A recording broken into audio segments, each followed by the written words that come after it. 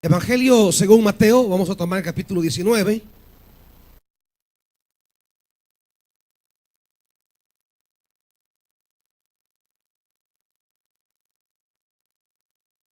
Mateo 19, versículo 16 en adelante.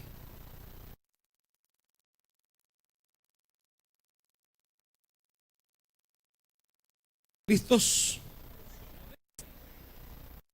Sucedió que un hombre se acercó a Jesús y le preguntó: Maestro, ¿qué de bueno tengo que hacer para obtener la vida eterna?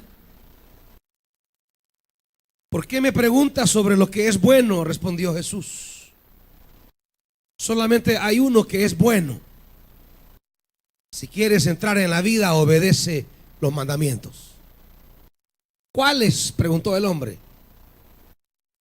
Jesús le contestó: no mates, no cometas adulterio, no robes, no presentes falso testimonio, honra a tu padre y a tu madre, y ama a tu prójimo como a ti mismo. Todo eso los he cumplido, dijo el hombre. ¿Qué más me falta? Si quieres ser perfecto, anda, vende lo que tienes y dáselo a los pobres, y tendrás tesoro en el cielo. Luego ven y sígueme. Cuando el joven oyó esto, se fue triste porque tenía muchas riquezas. Les aseguro, comentó Jesús a sus discípulos, que es difícil para un rico entrar en el reino de los cielos.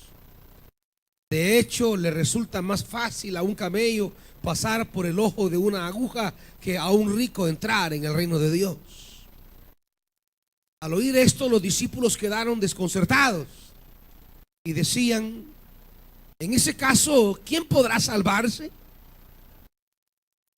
Para los hombres es imposible, aclaró Jesús mirándolos fijamente, mas para Dios todo es posible. Mira, nosotros lo hemos dejado todo por seguirte, le reclamó Pedro. ¿Y qué ganamos con eso? Les aseguro, respondió Jesús, que en la renovación de todas las cosas, cuando el Hijo del Hombre se siente en su trono glorioso, ustedes que me han seguido se sentarán también en 12 tronos para gobernar a las 12 tribus de Israel. Y todo el que por mi causa haya dejado casas, hermanos, hermanas, padre, madre, hijos o terrenos, recibirá 100 veces más y heredará la vida eterna. Pero muchos de los primeros serán últimos y muchos de los últimos serán primeros. Padre, habla tu palabra a nuestra vida. Una vez más, vuelca tu misericordia para con nosotros y danos palabra de vida.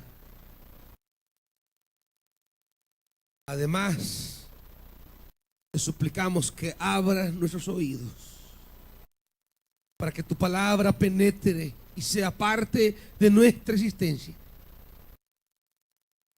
Padre, háblanos y haznos obedientes. En el nombre de Jesús. Amén. Siéntense, amados hermanos.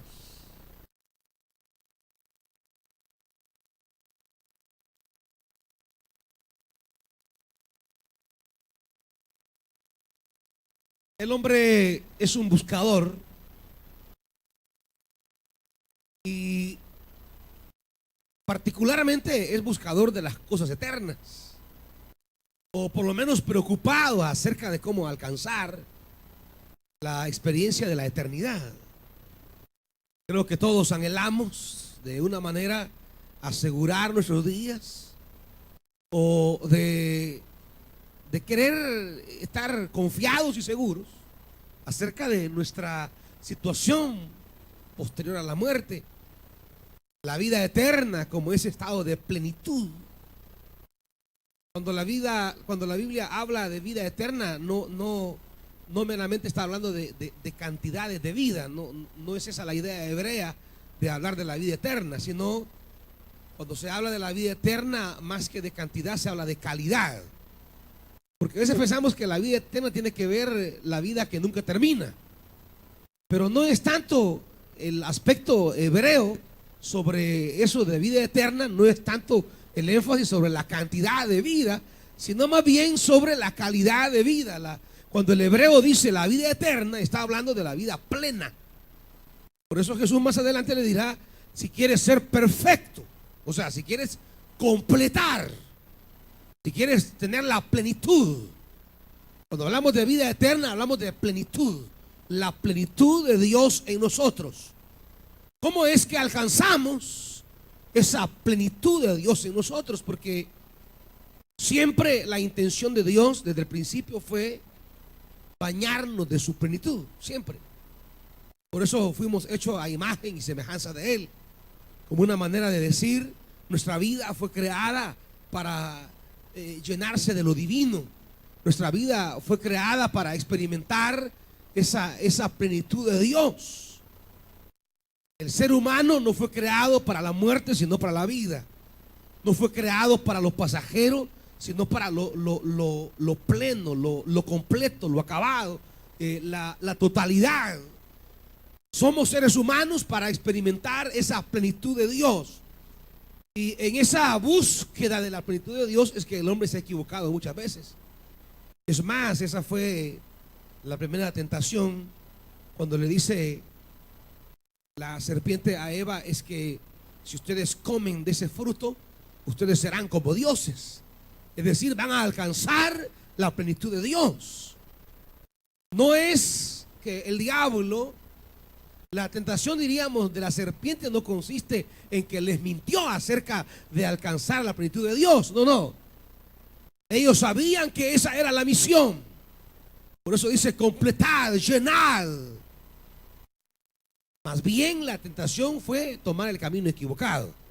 Coman del fruto y alcanzarán la plenitud. Dios había creado al ser humano para experimentar la plenitud de Dios. El problema de la serpiente fue ofrecerles una alternativa, un atajo. Y claro, ese siempre lo que el enemigo pone delante de nosotros: atajos para alcanzar la plenitud. Siempre el enemigo pondrá delante de usted caminos cortos para alcanzar lo máximo. Eso delante de Dios no existe, hermano. No hay atajos para alcanzar la plenitud que Dios ha diseñado para nosotros. Hay una plenitud que significa que Dios nos corona de cosas maravillosas. Dios nos baña de las cosas que ha preparado para nosotros. Dios no nos ha llamado para vivir en desgracia, nos ha llamado para vivir llenos de su gracia. No nos ha llamado para vivir en una diríamos, en miseria de existencia. Nos ha llamado, como dice Juan, a vivir una vida abundante. Y el problema del ser humano es que se ha escuchando siempre a la serpiente, que le propone atajos para alcanzar esa abundancia. Siempre el adversario está poniéndonos caminos fáciles. Y desde ya sepan, amados hermanos, ningún camino que en apariencia parece alcanzar la gloria, pero que es el camino corto que propone la serpiente, ningún camino de esos le traerá a usted bendición, ninguno. Al momento de morder el fruto, quizá usted siente que llegará a la plenitud, pero no. Al comer de ese fruto, experimentará la deshonra, la vergüenza, como la experimentaron los padres en el Edén. Descubrieron una realidad de sí mismos.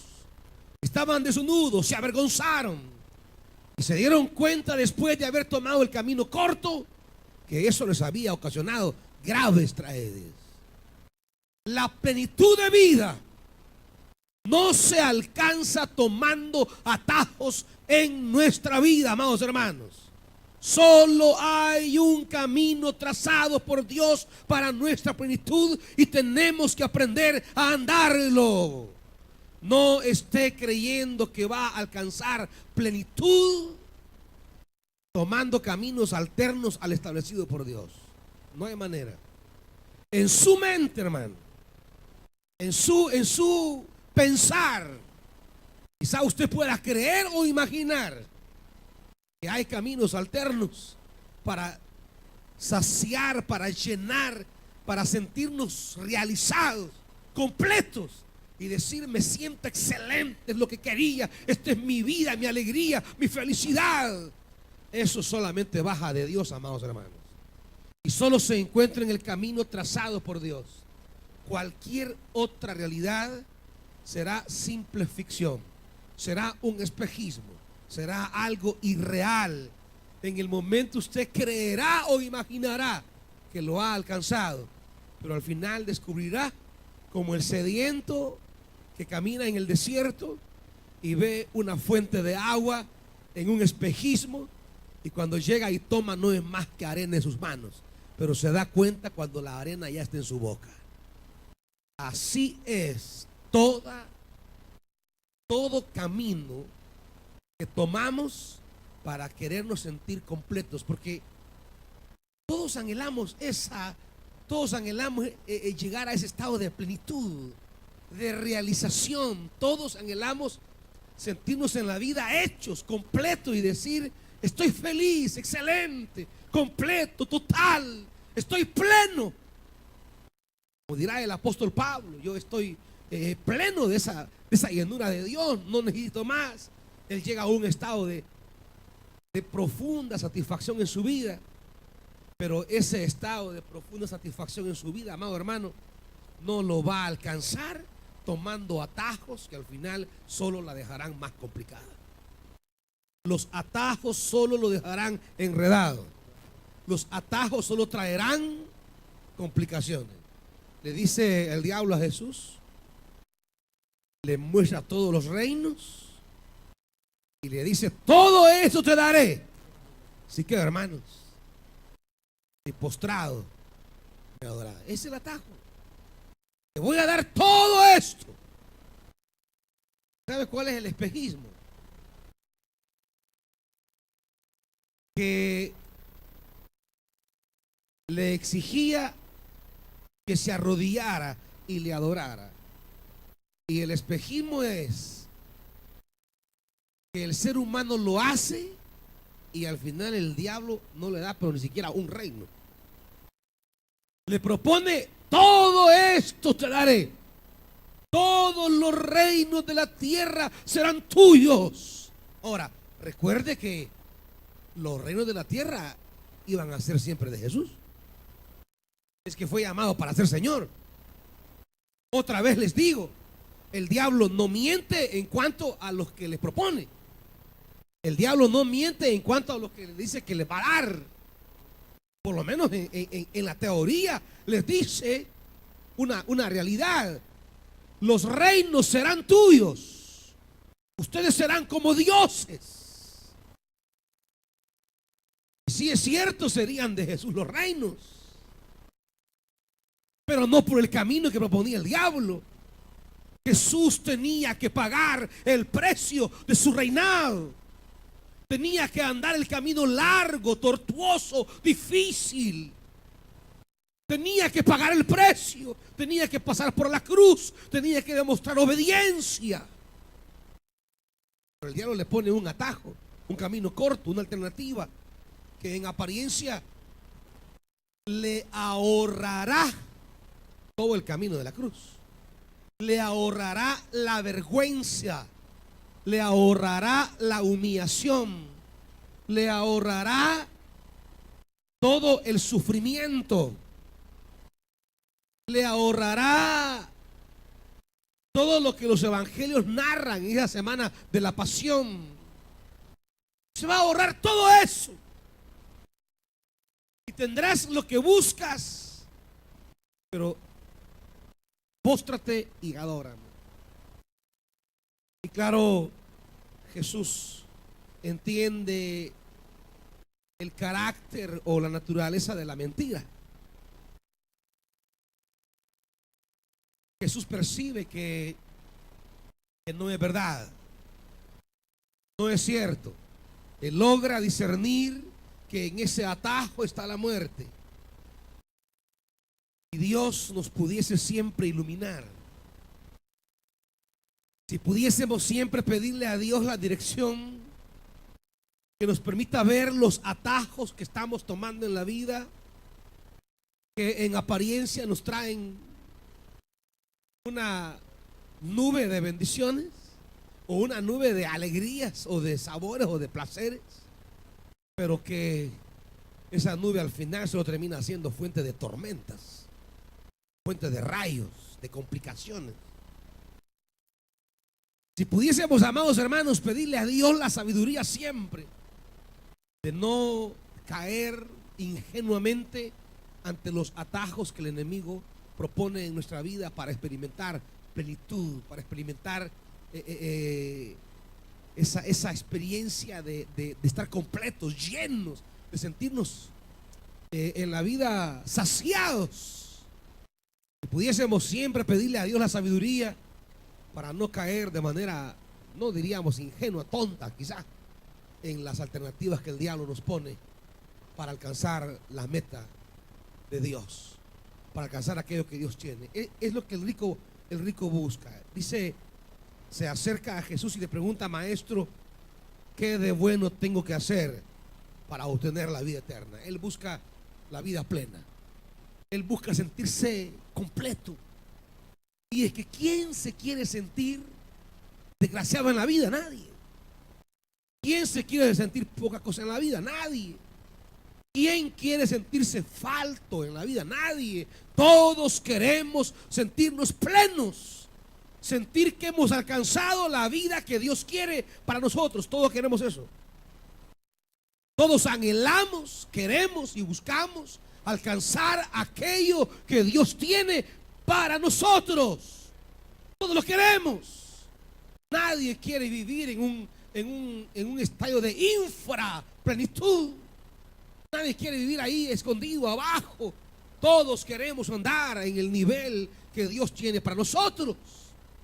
Pero claro, el enemigo lo que se encarga es ponernos en la vida alternativas cortas, fáciles, que le quitan lo complicado, lo sufrido a veces a la vida, pero que nos roba el camino que Dios nos propone. En este pasaje el joven se acerca a Jesús. ¿Qué de bueno tengo que hacer para obtener la vida eterna? La pregunta plantea como que la salvación de alguna manera la va a construir el joven. ¿Qué de bueno tengo que hacer? Como decir, soy el que construyo mi salvación. Soy el que hago mi salvación. Soy el que operativizo mi salvación. Por eso la respuesta de Jesús en el versículo 17 es remitirle a Dios. ¿Por qué me preguntas sobre lo que es bueno? Solamente hay uno que es bueno. Es decir, no es por la bondad humana que llegamos a la vida de Dios, es por la bondad de Dios, ¿qué quiere decir? No es por nuestra bondad. ¿Qué de bueno? No es en la bondad que podamos hacer, sino más bien en la bondad que Dios pueda hacer con nosotros. En otras palabras, le está planteando: el camino de la salvación comienza en la gracia de Dios y no en las intenciones humanas. No parte la salvación desde el hombre, sino parte desde Dios. Es Dios la fuente de salvación. ¿Por qué? ¿Por qué me preguntas sobre lo que es bueno? Solo hay uno que es bueno. Jesús le dice: si quieres entrar en la vida, obedece los mandamientos. Es decir, somos salvos o alcanzamos la vida a partir de la bondad de Dios. Y esa bondad de Dios se propone en el camino de Dios. Cuando la Biblia habla de mandamientos, está hablando del camino de Dios.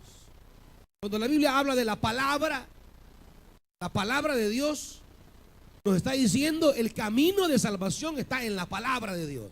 Lo que Dios ha entregado, lo que Dios ha hablado, lo que Dios ha dicho. La bondad de Dios se traduce en su palabra. La bondad de Dios es la que provoca salvación. La bondad de Dios es lo que provoca vida eterna. Y esa vida eterna viene en su palabra. La palabra no es un mero libro. La palabra es el camino. No hay atajos humanos. El camino de Dios es su palabra. Es lo que Jesús establece. No es tu bondad la que te lleva a la vida. Eso significa no estés inventando el camino a la vida eterna. Porque al ser humano le encanta inventar. Cuando hablo de la vida eterna, hablo de la vida que Dios tiene para nosotros. La vida que Dios tiene para mí, yo no la puedo inventar. Deje de estar inventando y haciendo locuras, hermanos. Solo hay una vida de Dios para usted. Solo hay una vida abundante de Dios para usted. Solo hay una vida eterna de Dios para usted. Hay una vida que Dios tiene para usted. No esté inventando la suya, que por andar inventando terminan más enredados y desorientados y perdidos. Tiene que buscar la vida que nace de la bondad de Dios. ¿Está oyendo, hermano? La vida que debemos anhelar, la vida que yo debo anhelar, es la vida que Dios en su bondad ha diseñado para mí. Dios en su bondad ha diseñado una vida para mí y es la que debo buscar, es la que debo anhelar, es la que debo querer. Hay quienes andan inventando y toman caminos de locuras. Quieren con su propia bondad construir su vida. Quieren con su propia bondad alcanzar la plenitud. Terminan destrozados, enredados, complicados, atados, desgraciados terminan. Amados hermanos, solo hay una vida plena y esta nace en la bondad de Dios. Y si quiero entender esa vida plena que nace en la bondad de Dios, está en su palabra. Le dice, cumple los mandamientos. Pero lo que Jesús le quiere decir es, no es lo que tú puedas hacer, es lo que Dios ha pedido. No es lo que tú puedas hacer, es lo que Dios ha dicho que Él quiere. En otras palabras, la vida diseñada por la bondad de Dios para mí y para usted está en el tránsito de un camino y ese camino es la palabra. La palabra es más que un libro, son más que letras. Es el camino que Dios ha trazado. Si Dios te dice, este es el camino que tengo para ti, esto es lo que quiero, ese tiene que andar, hermano, no hay otro. Deje de andar inventando. Deje de andar dándole vueltas a la vida. Si Dios ha dicho, este es el camino, ese debe andar. Y esto es lo que el joven plantea. ¿Qué tengo que hacer? No, no es que tienes que hacer. Es qué es lo que Dios ha hecho en su bondad. Y cómo alcanzar esa bendición que Dios ya ha hecho. ¿Cuántas veces miren, hermanos, es una lástima ver gente que entra al camino de Dios, Dios le da promesas maravillosas. Y siempre les he dicho, Dios al final va a cumplir siempre su promesa, siempre. Porque Dios cumple lo que promete. Siempre. Lo que Dios un día le dijo, Él lo va a cumplir. El problema es que nos desesperamos. El problema es que comenzamos a inventar caminos, alternativas. Queremos hacer nuestro propio itinerario. Queremos hacer nuestra propia ruta. No, hermanos, el destino y la ruta ya está diseñado por Dios en su palabra. No puedo inventar mi destino ni mi ruta. si quiero la vida plena, la vida real, auténtica, si quiero una existencia cargada de esa plenitud de Dios, hay un destino trazado por Dios y hay un camino diseñado por Dios. Y en la palabra Dios me muestra su camino y su destino. Y la vida cristiana consiste en una relación con el Espíritu de discernir ese camino y andar ese camino. Eso es todo. Es toda la vida cristiana. No crean que la vida cristiana es cosa de cumplir ritos, tradiciones, aprenderse de memoria doctrinas. No, no, no. La vida cristiana es una experiencia que enriquece nuestra existencia. La vida cristiana es una experiencia que trae plenitud a nuestra existencia, pero solo en la medida que por medio del Espíritu y la palabra aprendemos a discernir la vida que Dios tiene para mí y el camino que Dios quiere que camine. Eso es todo. Eso es todo. No sé por qué nos complicamos tanto. Eso es lo que la Biblia plantea, hermanos. Lastimosamente hoy día se nos enseña que la vida cristiana es, vaya, se va a aprender el Padre Nuestro, y se va a aprender el credo de la iglesia, y se va a aprender el credo apostólico, y se va a aprender las doctrinas principales de la iglesia, y se va a aprender. No, hermanos. En la vida, en la Biblia, la vida cristiana consiste en aprender mediante el Espíritu a discernir cuál es la plenitud de Dios para mi vida y cuál es el camino que Él ha trazado.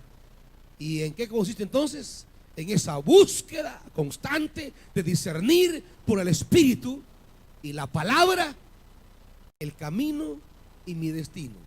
Y eso es todo. Claro, el camino se pone a veces difícil. Cuando se pone difícil queremos tomar atajos. El camino se pone difícil y queremos tomar alternativas cortas, fáciles, que esperamos que sea más rápido y más alcance. Y a veces estamos convencidos en nuestra humanidad que así va a ser, pero no lo es así ya en el desenlace. Tomamos un camino corto y resulta más enredado, más complicado. Pensando que voy a encontrar la alegría, encuentro tristeza. Pensando que voy a encontrar la libertad, me encuentro atado, complicado. Pensando que voy a sentirme descansado, completo y satisfecho, termino frustrado, sometido y pierdo el gozo. Amados hermanos, la vida plena de Dios para usted, la vida plena de Dios para usted no está en sus ideas, no está en lo que usted piensa, no está en lo que usted quiere, no está en lo que usted se imagina, está en la bondad de Dios. Tiene que aprender a discernir la vida que Dios tiene para usted y que Él ha construido en su bondad. Deje de estarse enchivolando por gusto. No se complique. La bondad de Dios tiene una vida plena para usted. Aprenda a discernirla por la palabra y el Espíritu. Aquí está la palabra, aquí está el Espíritu adentro. Deje de enredarse, deje de enchivolarse. Anhelamos la vida de Dios en nosotros. Discernamos entonces lo que Dios ha preparado y el camino que Dios ha trazado. Cuando Jesús le dice eso, el hombre le dice en el versículo 20: todo esto lo he cumplido. ¿Qué más me falta? Todo esto, dice, lo he cumplido. Sin embargo, él no siente esa plenitud. Él se ha apegado religiosamente a las normativas, pero no siente la plenitud de Dios. Es la experiencia del religioso. Va a su iglesia, cumple las normas de la iglesia, ha pasado todos los pasos que le pone la iglesia, pero no siente la vida de Dios, no siente la plenitud de Dios, todavía no vive ese gozo, esa plenitud, eso es que puede decir la persona: yo me siento lleno, completo, total, me siento feliz, excelente, porque la plenitud de Dios me ha alcanzado. Todavía él dice: ¿qué más me falta? Y aquí viene la respuesta de Jesús, un poco tajante. Versículo 21. Si quieres ser perfecto, anda, vende lo que tienes, dáselo a los pobres y tendrás tesoro en el cielo. Luego ven y sígueme. Cuando el joven oyó esto, se fue triste porque tenía muchas riquezas. ¿Qué le está pidiendo Jesús a este hombre en realidad? Por principio, no es que lo que el versículo 21 dice sea un tipo de exigencia universal. No. Lo que encontramos en este hombre es una realidad que le impedía vivir la plenitud de Dios. El hombre estaba cerrado a Dios. Religiosamente cumplía lo que la religión pedía. Religiosamente el hombre se adaptaba a lo que la religión exigía. Pero estaba viviendo con una realidad que no le permitía abrirse a Dios. Estaba atado a una realidad que no lo dejaba expuesto a la bondad de Dios. Cumplía externamente una norma, sí. Se apegaba a requerimientos que la ley le había enseñado a través de los fariseos desde pequeño, sí. Pero a la vez que cumplía la religión, estaba esclavo de sus riquezas. A la vez que cumplía lo que la religión decía, pero a la vez estaba atado de una realidad que lo dominaba, que le impedía abrirse realmente y exponerse como un vaso vacío a la plenitud de Dios para ser llenado. Él se bloqueaba él solo, se tapaba él solo, cumplía con la religión, pero diríamos que las riquezas ponían un techo entre Dios y él, que le impedían comprender la bondad de Dios y el destino que Dios tenía para él, y le impedía discernir el camino que debía andar para llegar a ese destino de Dios. En el caso particular de él eran las riquezas. En el caso de este joven, ya lo dice el 22, ¿qué tenía? ¿Qué tenía? 22. Tenía muchas riquezas. O sea, no era poco. Era un joven extremadamente rico. Tenía muchas riquezas. En el caso particular de él, lo que él tenía era en lo que él confiaba, era donde su corazón residía, era lo que tenía amarrada su existencia, era a lo que estaba atado. Y eso a lo que estaba atado era lo que le impedía vivir la plenitud de Dios. Tenía una esclavitud. En el caso particular de él, las riquezas eran sus amos. Atado a la riqueza. Y esa atadura a la riqueza no le impedía disfrutar la plenitud de Dios. Y el principio es sencillo, hermanos. Para vivir la plenitud de Dios es necesario romper con ataduras que nos amarran a una esclavitud.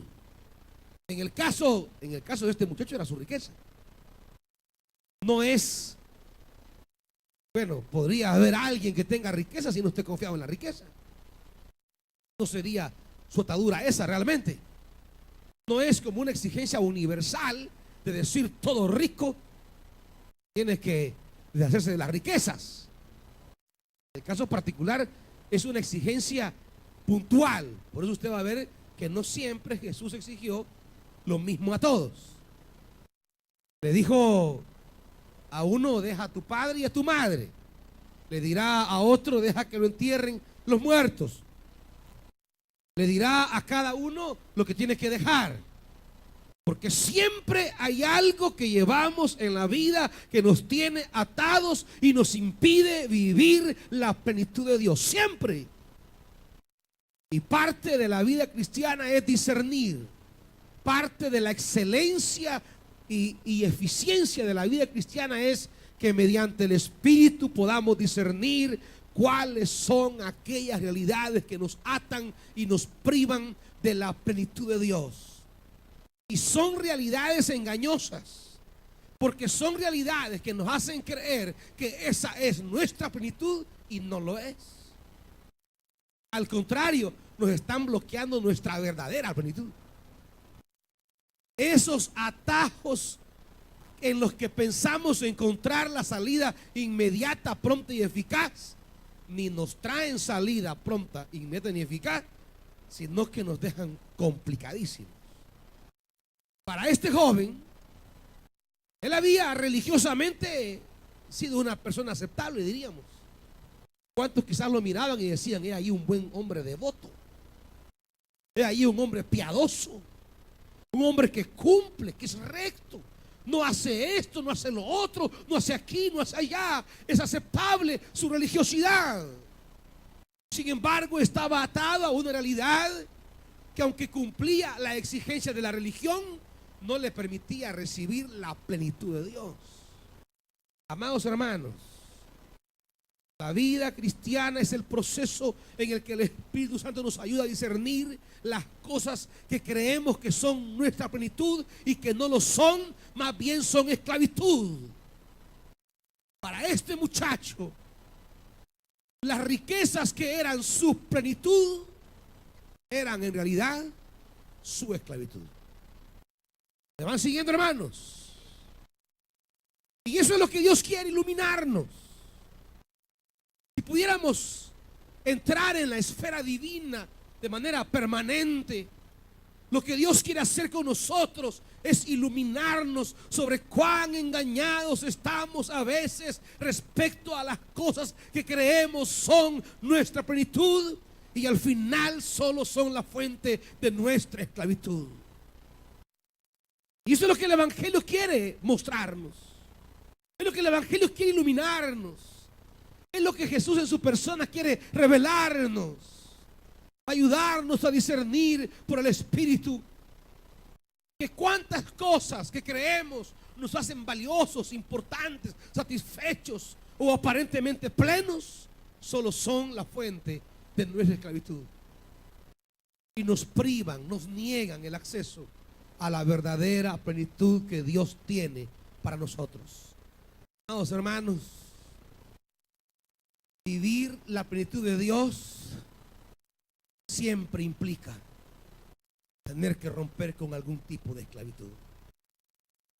Usted quiere vivir con mayor fuerza, con mayor, diríamos, ímpetu. Quiere vivir la plenitud de Dios. Tenemos por el Espíritu que aprender a discernir qué cosas son nuestras esclavitudes, que bloquean la plenitud de Dios en nuestra vida. Amados hermanos, ¿cuántos están sentados en los templos? ¿Cuántos aún participan de servicios? ¿Y cuántos tienen actividad eclesiástica? Sin embargo, van llevando todavía un grado de esclavitud que los aleja de la plenitud de Dios. Y esa esclavitud un día lo va a aburrir, hermano. Le va a robar el gozo, le va a robar la alegría. Un día esa esclavitud le va a robar el sentido de la existencia. Oiga bien, y cuando le robe el sentido de la existencia, no le va a dar gusto a nada. Ni siquiera venir a la iglesia, ni leer, ni servir, ni trabajar. Porque ¿qué satisfacción puede dar la esclavitud? Ninguna. A mediano y corto y largo plazo siempre termina acabando con nuestra vida, siempre. Ese camino corto que creemos nos lleva a sentirnos plenos, hechos, felices, realizados, vivos, al final nos deja frustrados, muertos y acabados. Solo hay un camino, hermanos. Y lo que Jesús le dice es: anda, vende todo lo que tienes y dáselo a los pobres. En el sentido de decirle: mientras no te deshagas de aquello a lo que estás esclavizado, no puedes vivir la plenitud que yo tengo para ti. Mientras no rompamos con ataduras que nos privan de la fluidez de Dios en nuestra vida, vamos a vivir en esclavitud, y esa esclavitud va a pagar toda vida de Dios en nosotros. Esa esclavitud va a apagar todo fuego que haya encendido el Espíritu. Esa esclavitud va a apagar todo, llenará de frustración la vida. Como dice el Salmo 137, cuando estaban los judíos cautivos en Babilonia y le decían: cántennos unas de las canciones de su tierra. Y decían ellos: ¿cómo vamos a cantar en tierra de esclavitud? Es que en tierra de esclavitud solo hay momentos ficticios y pasajeros de alegría que no traen ninguna liberación, sino que a la larga agudizan más nuestra frustración. Amados hermanos y hermanas, solo en la medida que estemos dispuestos a renunciar de aquello que ata mi existencia, solo en esa medida estaremos abiertos y listos para que la vida plena de Dios llene nuestra vida. Finalmente, los discípulos le dicen: ¿y quién podrá salvarse? Y Jesús dice: para los hombres es imposible, mas para Dios todo es posible. ¿Qué significa esto? Significa que si reconocemos nuestras esclavitudes y nos sentimos imposibles de romperlas o de desatarlas, nuestra salvación sigue estando no en nuestra capacidad para soltarlas, sino en nuestra dependencia de la bondad de Dios. Lo que para usted sea imposible romper en esta hora, para Dios es posible, amado hermano. Pero la pregunta es: ¿quiere dejar eso que lo domina? ¿Quiere dejar eso que lo gobierna? ¿Quiere dejar eso que lo lleva arrastrado? Y dirá: ¿y quién puede? Jesús dice: para Dios nada es imposible. Para Dios nada es imposible.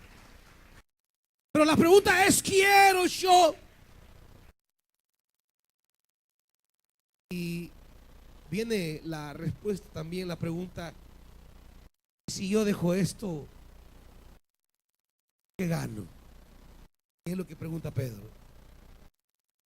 Señor, nosotros lo hemos dejado todo para seguir. Señor, yo he dejado esto, yo he dejado lo otro, yo he dejado aquí, yo no he ido a estos lugares, yo no he hecho lo otro, yo no he caminado en esto. ¿Y qué gano, Señor, con todo esto? Jesús le dice en la renovación de todas las cosas, versículo 29: y todo el que por mi causa, es que las cosas las hacemos por Él, hermanos. Esto no tiene que ver con papá, mamá, novio, novia, amigo, amiga. Las cosas que traen plenitud a nuestra vida son las que hacemos por Dios. Esto no es delante de los hombres. Aquello que hacemos por el Señor. Nadie quizás sabe esto, pero usted dice: yo lo dejo por mi Señor. Quizás nadie se lo está pidiendo. Es más, quizás se lo aprueban, pero usted sabe delante de Dios que es una atadura. Y dice: Señor, esto lo hago por ti, no por los hombres, por ti. Porque las cosas que traen vida a nuestra vida son aquellas que nacen de Dios y de mi amor por Dios. No es cuestión de que es que mi papá independientemente de cómo sea su padre, independientemente de cómo sea su madre, de cómo sea su esposa, de cómo sea su esposo. Las cosas que traen plenitud a nuestra vida no son las que tienen que ver por los hombres, es aquello que yo hago por Dios. Aunque los hombres le den motivo de algunas acciones equivocadas, y si usted por amor al Señor no las toma, eso traerá bendición a su vida. Porque no es por los hombres, no es aquello que mire, es que mi esposa, mi papá, no tiene que ver con los hombres, es por el Señor, es por Él y la vida que Él tiene para usted, amado hermano. Y todo el que haya hecho eso por mí recibirá 100 veces más y heredará. Esto no es de hacer, es de heredar. La pregunta original decía, ¿qué tengo que hacer? Y Jesús le dice, esto no es de hacer, es de heredar la vida eterna. Pero hay que renunciar. Esto se recibe de Dios, no lo construyo yo, se recibe de Dios. Y por amor a Dios, por causa de Él, vamos tomando decisiones en la vida que van alejando nuestra esclavitud y van trayendo la plenitud de Dios. Y entonces la vida eterna viene como una consecuencia de esa plenitud que de Dios hemos decidido tomar. Vamos, hermanos, no se dejen engañar por la serpiente. No se dejen dominar por sus argumentos. No se dejen enredar por sus palabras. La serpiente es astuta. Te presentará un mapa bien bonito. Te lo justificará. Te lo racionalizará. Y te dirá que es necesario para tu vida tal cosa. Pero solamente es una red para envolverte, dominarte y privarte de la. ¿Me oyen, amados hermanos? Pónganse de pie, amada iglesia.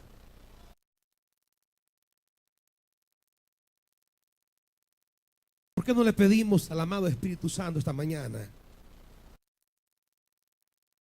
que nos ayude a discernir las redes con las que el enemigo domina nuestra mente? ¿Por qué no le pide al amado Espíritu Santo, hermano, que pueda iluminar? ¿Qué cosas quizá usted las ve ya normales, justificadas y necesarias? Sin embargo, en la perspectiva de Dios, son redes que le están empantanando de la vida plena que Dios tiene para usted.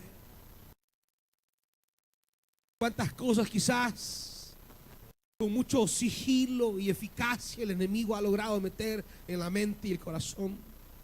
Y son parte de la manera de ver la vida.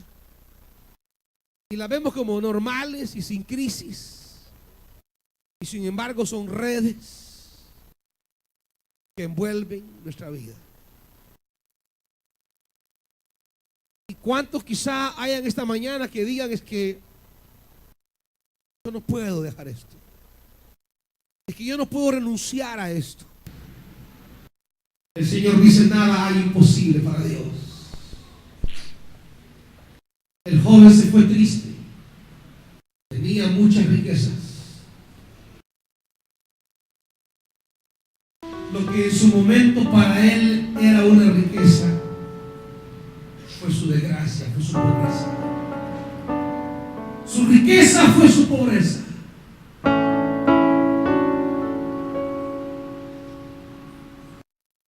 Su alegría fue su tristeza.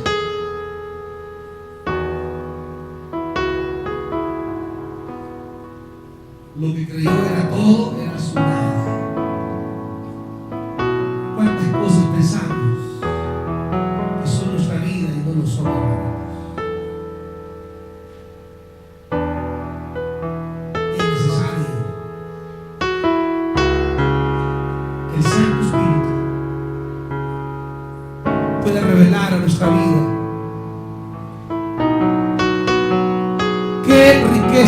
consideramos son nuestra alegría y en realidad no lo son. Cuando Él desnuda la realidad, cuando Él nos quita la venda y nos damos cuenta que el atajo que tomamos era más bien un camino de destrucción. ¿Cuántos comienzan el camino y terminan perdidos por tomar atajos? ¿Cuántos comienzan a servir y terminan lejos por querer tomar atajos?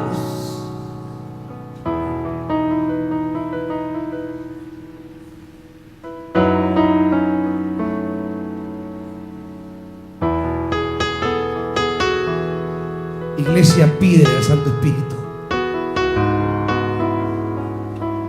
que no haya un engaño del enemigo que te haga tomar atajos y termines al final enredado.